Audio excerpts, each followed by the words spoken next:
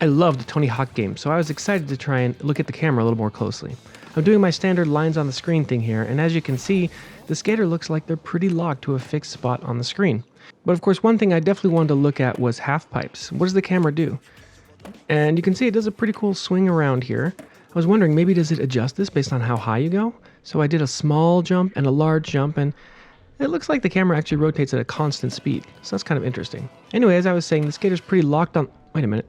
Look at this. Look how much they stray from the lines there. What's going on? I looked a little more closely, and when you go on sloped surfaces, there's definitely a camera offset here.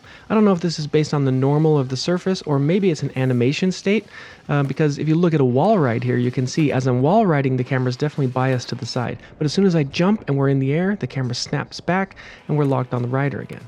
So pretty interesting. Every single time I look at a game like this, I look at it more closely than I ever have before, and I always notice something else that I hadn't noticed about the game. And this was definitely no exception. Here comes the biggest surprise I had. Take a look at this. Do you see anything strange? Did you see it?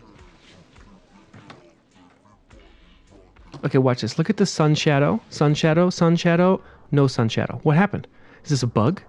And then when we're in the air, look, there's a new shadow directly where we're going to land. And oh, there's a sun shadow. It's back again.